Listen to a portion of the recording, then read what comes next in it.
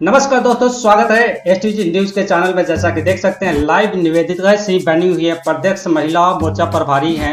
मजदूर हूं इसलिए मजबूर हूं। जैसा कि मेरा मुद्दा आपको बता देता हूं कि बिहार मांगे रोजगार, हम इन पर बात कर रहे हैं और इनसे भी बात करेंगे निवेदिता सिंह से कि ये लोग क्या कर रहे हैं ग्राउंड पे। ये पूरी सिलसिलेवार ढंग से हम बात करेंगे।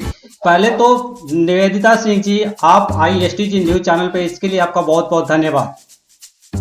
आपका भी आभार। मैम, एक बात बताइए, जिस तरह से, ठीक है, हमारा घर बिहार में है, वोट हम देते हैं बिहार में, ठीक है, रोजी रोटी के लिए हमें क्यों हरियाणा, दिल्ली, मुंबई, गुजरात जाना पड़ता है? क्यों नहीं बिहार में बिहारियों को रोजगार मिलता है?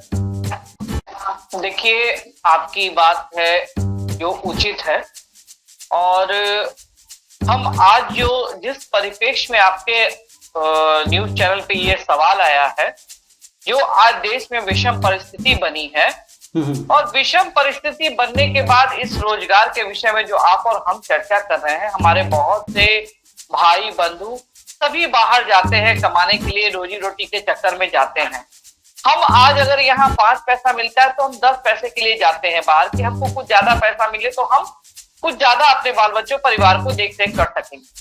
लेकिन जहां तक सवाल है रोजी रोजगार की, जहां तक हम सरकार में हैं और बिहार सरकार भी है, जितना जहां तक संभव हो सकता है अपने बिहार वासियों को रोजगार देने की कोशिश करती है। तो अब तक कब तक देगी? बीजेपी की एनडीए की सरकार 15 साल से रही है मैम। अभी तक आप हालात देख लीजिए, बिहार के आंकड़ा आप देखिएगा तो बहुत पिछड़ा है। हमारे यहाँ आबादी के अनुसार हमारे यहाँ रोजगार नहीं है, एक भी इंडस्ट्री नहीं है मैम, एक भी वहां पर इंडस्ट्री नहीं है, कोई रोजगार नहीं है। आपका बेटा है, मेरा बेटा है, वो मूव कर जाता है अच्छे जगह पढ़ने के लिए, दिल्ली आ जाता है, हरियाणा आता है, यहाँ सब आने के बाद वापस वो बिहार काम करने के लिए नहीं जाता। अब इस 15 वर्षों में हमने बहुत कुछ जमीनी काम किया है इसमें। जैसे बहुत सारे हमारे यहाँ इंजीनियरिंग कॉलेज, मेडिकल कॉलेज खुल रहे हैं, हाँ, बड़ी बड़ी फैक्ट्रियां अभी हमारे यहाँ नहीं, लेकिन फिर भी हमारे यहाँ रोजगार देने की कोशिश और फैक्ट्रियों लगाने का हम बुलाते हैं लोगों को। अगर लोग आएंगे वहां उनके अनुसार सेटअप नहीं मिल पाता है, इसलिए लोग नहीं आ पाते हैं। लेकिन अब जो हमारा प्रयास है, जब से हमारी केंद्र में सरकार बनी, जब हमारी बिहार में सरकार थी तो केंद्र में हमारी सरकार नहीं थी, तो हमको उसका पूर्ण लाभ नहीं मिल पा रहा था। लेकिन जब से हमारी सरकार, बीजेपी की सरकार दिल्ली में बनी है, हमको बहुत सारे लाभ मिले हैं और बहुत सारे हमारे विद्यालय, महाविद्यालय, इंजीनियरिंग कॉलेज, मेडिकल कॉलेज खुले हैं यहाँ।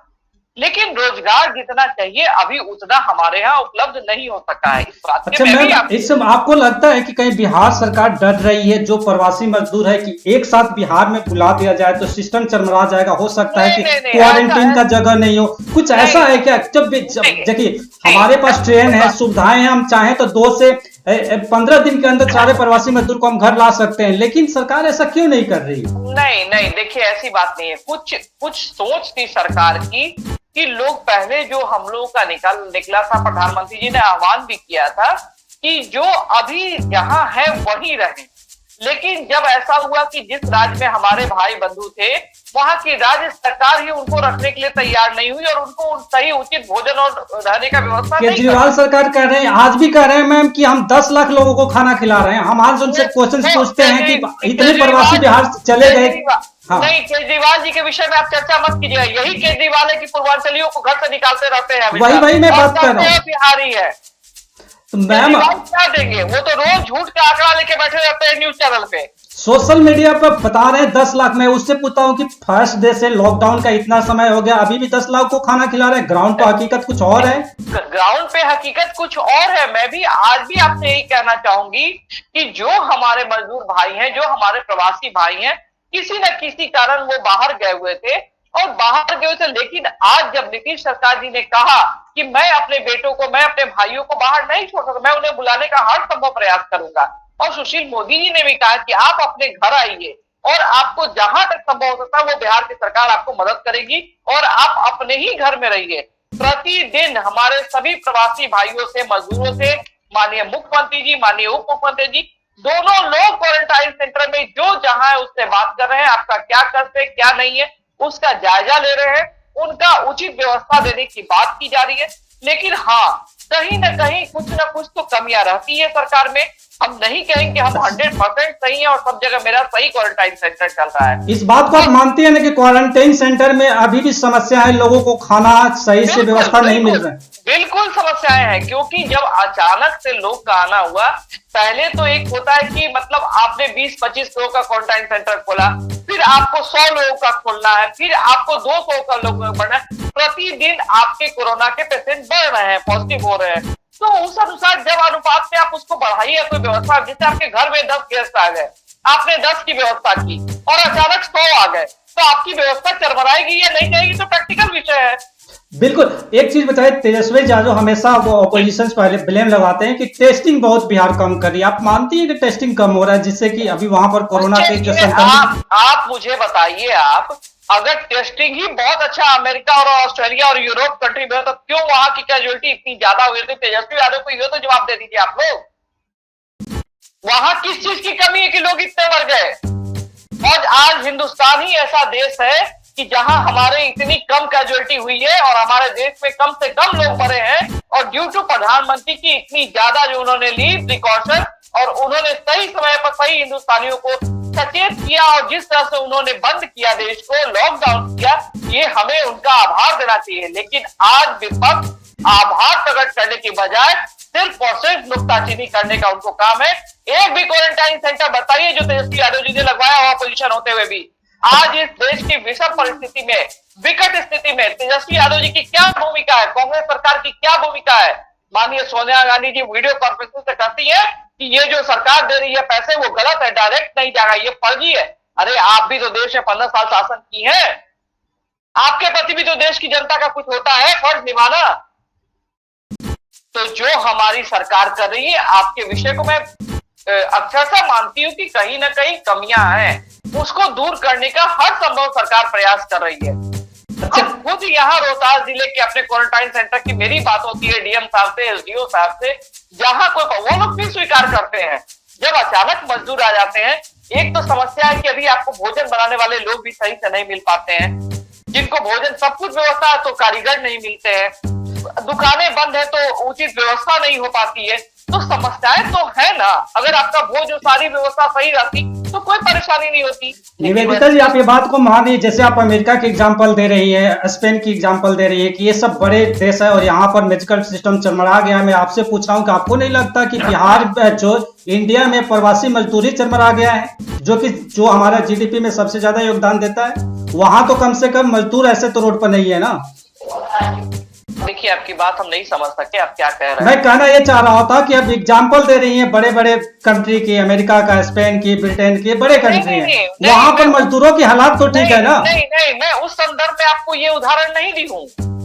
आपके उदाहरण मैंने उस संदर्भ में दिया है जो हमारे देश में आज हमने मरने वालों की संख्या हम बचा कर रखे, कम रखे हैं। तो हमारी सोच थी, हम लोग बचाने की कोशिश की, हमने लॉकडाउन किया सही समय पे, हमने सारे देश की जनता को कहा कि आप घर में रहे, सब कुछ चल रहा है।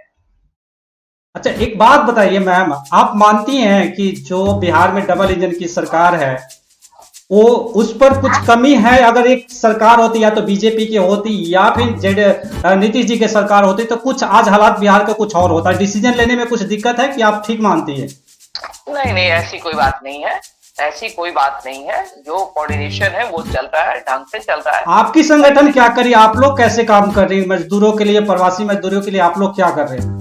आप तो विभिन्न चैनलों में, आप खुद चैनल के हेड हैं या चला रहे हैं चैनल, और प्रतिदिन आप अगर कहीं न्यूज चैनल्स में देख रहे होंगे तो आपको दिख रहा हो कि हमारे सभी विधायक जो हाईवे पे हैं या जहां से हमारी स्टेट में एंट्री पॉइंट है, वहां सारे हमारे भाजपा के कार्यकर्ता हर गाड़ी को, हर ट्रक को रुक के दिन भर धूप में खड़े होकर उनको पानी पिलाना, उनको खाना खिलाना, उनको गाड़ी की व्यवस्था कैसे हो अपनी सरकार के अंतर्गत, उनको एक जगह रेलवे स्टेशन से उतर रहे हैं तो उनको जगह पर पहुंचाना, वहां से उनकी गाड़ी व्यवस्था करवाना, वो हमारे सारे कार्यकर्ता लगे हुए हैं। एक बात बताइए, जिस तरह से पहले से आज में क्या प्रवासी मजदूर कम हुए हैं कि उसी भीड़ से वही आ रहे हैं उतना, क्या कुछ संख्या तो बताइए। मैं आपको बताऊं कि अभी प्रवासी मजदूरों की संख्या अब हमको लगता है कि 20 से 25% मतलब लोग आ रहे हैं, बहुत धीमी हो गई है आने की संख्या।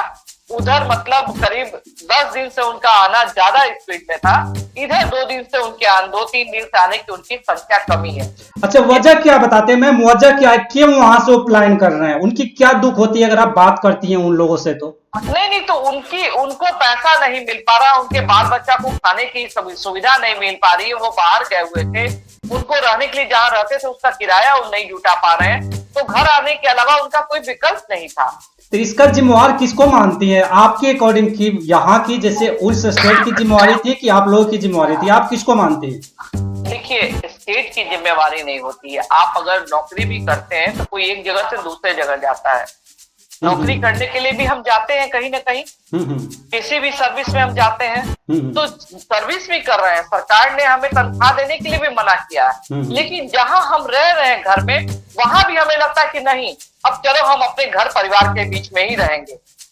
यानी आप इसका मतलब आप मानती हैं कि जो बिहार से जो हैं, जहां जिस स्टेट में वो रहते थे, वहां पर सरकारों ने कथनी और करने में फर्क है, तभी उनको पलायन होना पड़ा है। आपने जैसे कहा कि किराया हो गया, उनके पास रोजगार नहीं है, सरकारें उनको सही से केयर नहीं कर पा रही, इसलिए वो मूव कर गए। बिल्कुल बिल्कुल, इसमें कहीं दो मत नहीं है, कहीं ना कहीं कोई ना कोई परेशानी तभी तो घर आते हैं लोग। लेकिन अब कितनी परेशानी है, 2 महीने का बहुत लंबा कार्यकाल हो गया, अंतराल हो गया, जिसको जब तक हो सका था तब तक तो लोग रहे ही, लेकिन जब उनके मतलब अब पॉकेट खर्च भी ना हो या नहीं अब परिवार चला सकते हैं, तो भाई मजबूरी है लोगों को घर आना। बिल्कुल बिल्कुल बिल्कुल। मैम आप आई, निवेदिता मैम आप आई एसटीजी न्यूज चैनल पर, आपने अपनी बातें रखी, इसके लिए आपका बहुत बहुत धन्यवाद। आपको भी बहुत बहुत धन्यवाद।